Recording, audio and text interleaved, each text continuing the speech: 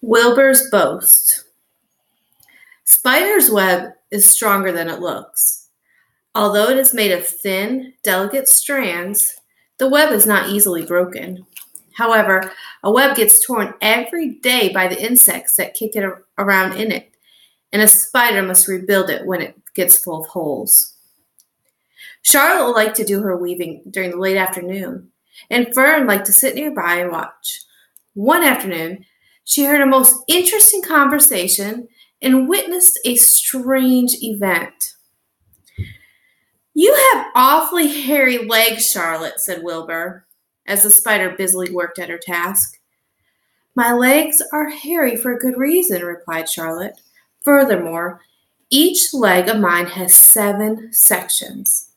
The coxa, the trochanter, the femur, the patella, the tibia, the metatarsus, and the tarsus."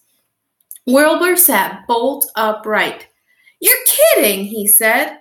"No, I'm not either." "Say those names again. I didn't catch them the first time." Coxa, trochanter, femur, patella, tibia, metatarsus, and tarsus. "Goodness," said Wilbur, looking down at his own chubby legs. "I don't think my legs have 7 sections." "Well," said Charlotte, "you and I lead different lives. You don't have to spin a web. That takes real leg work."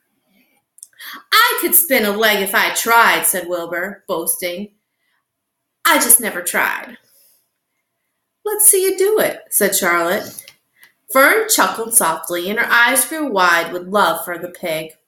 "Okay," replied Wilbur. "You coach me, and I'll spin one. It must be a lot of fun to spin a web. How do I start?" "Take a deep breath," said Charlotte, smiling. Wilbur breathed deeply. "Now, climb to the highest place you can get to, like this."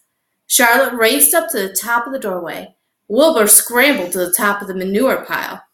"Very good," said Charlotte. "Now, make an attachment with your spinnerets. Hurl yourself into space and let out drag lines as you go down." Wilbur hesitated a moment and then jumped out into the air. He glanced hastily behind to see if a piece of rope was following him to check his fall. But nothing seemed to be happening in his rear, and the next thing he knew, he landed with a thump. "Oomph!" he grunted. Charlotte laughed so hard her web began to sway. "What did I do wrong?" asked the pig when he recovered from his bump. "Nothing," said Charlotte. "It was a nice try." "I think I'll try again," said Wilbur cheerfully. "I believe what I need is a little piece of string to hold me." The pig walked out to his yard. "You there, Templeton?" he called. The rat poked his head out from under the trough. "Got a little piece of string I could borrow?" asked Wilbur. "I need it to spin a web." "Yes, indeed," replied Templeton, who saved string. "No trouble at all. Anything to oblige." He crept down into his hole, pushed the goose egg out of the way. You don't like Templeton, do you? No, you don't like him? Okay, we'll read past Templeton. It's all right.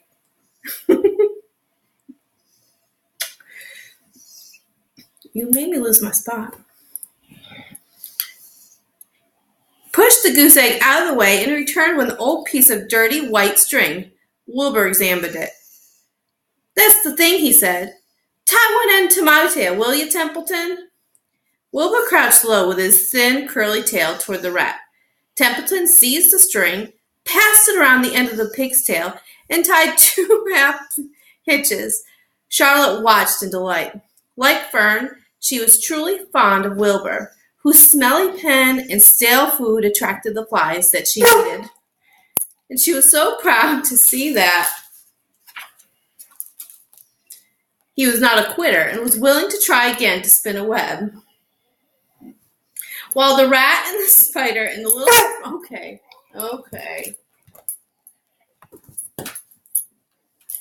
While the rat and the spider and the little girl watched, Wilbur climbed again to the top of the manure pile, full of energy and hope. Everybody watch, he cried.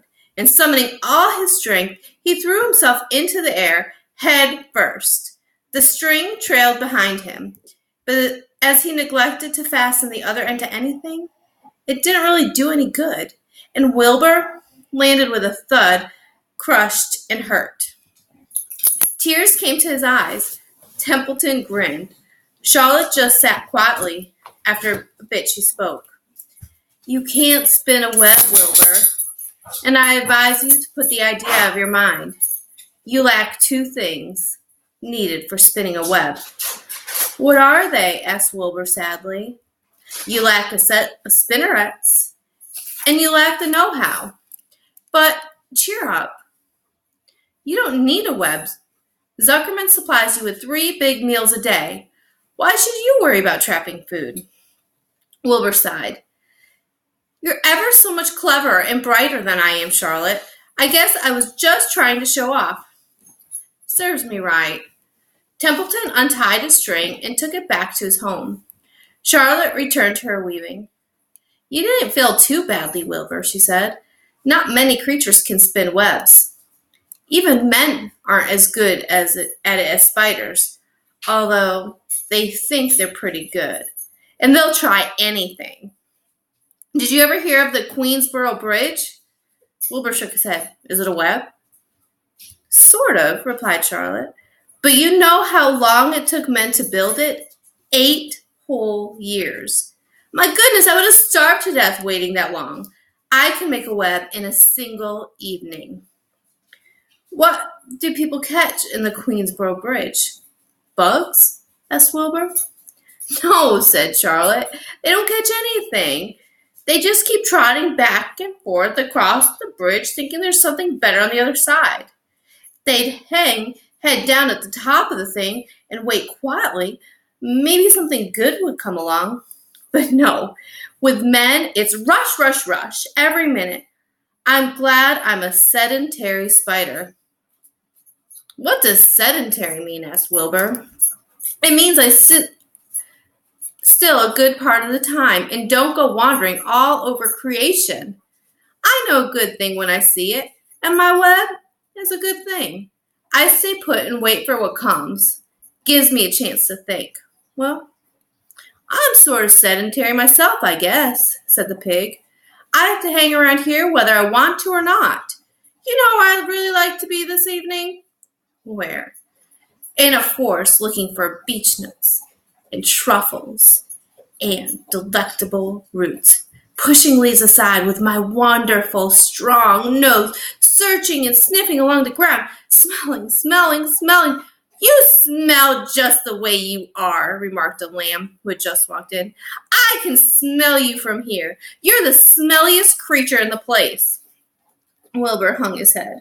His eyes grew wet with tears.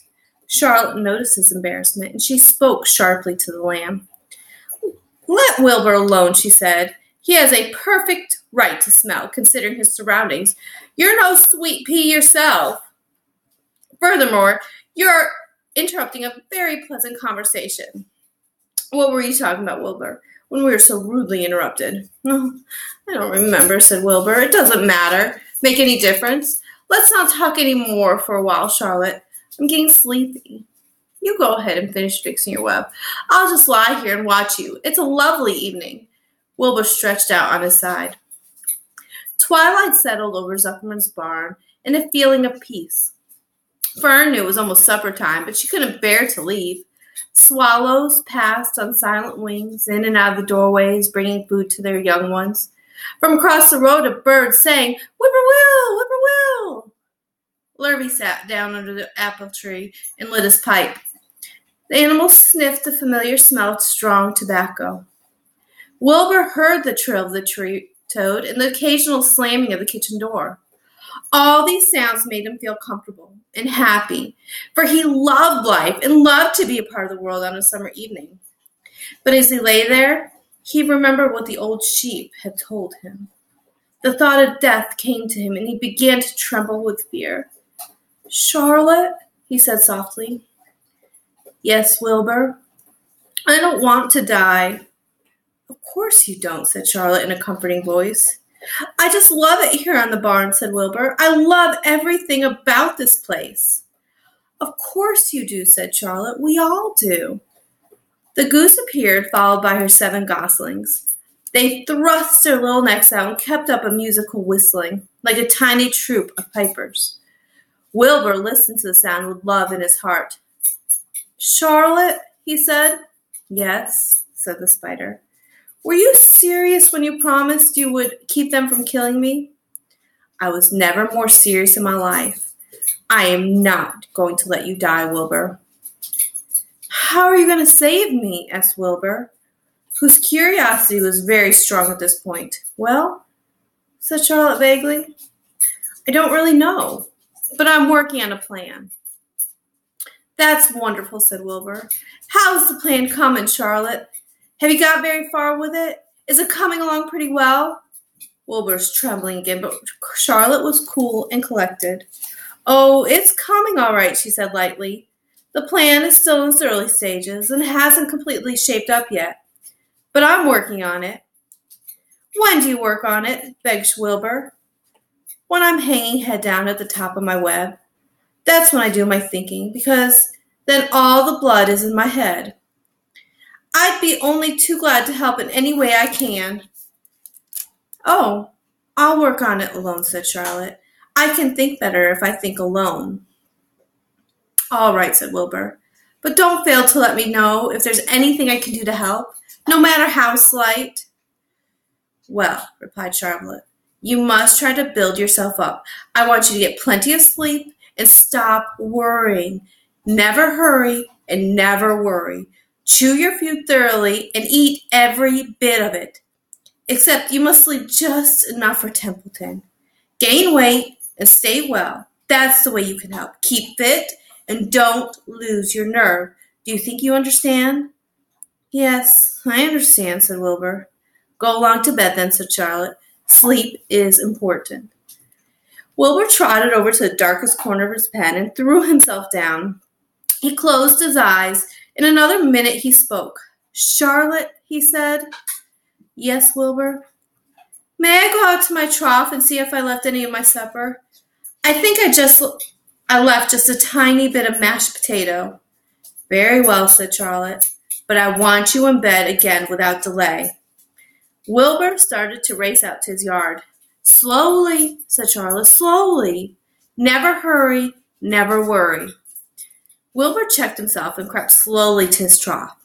He found a bit of potato, chewed it carefully, swallowed it, and walked back to his bed. He closed his eyes and was silent for a while. Charlotte, he said in a whisper. Yes. May I get a drink of milk? I think there are a few drops of milk left in my trough. No, the trough is dry, and I want you to go to sleep. No more talking. Close your eyes and go to sleep. Wilbur shut his eyes. Fern got up from her stool and started for home, her mind full of everything she had seen and heard. Good night, Charlotte, said Wilbur. Good night, Wilbur. There was a pause. Good night, Charlotte. Good night, Wilbur. Good night. Good night.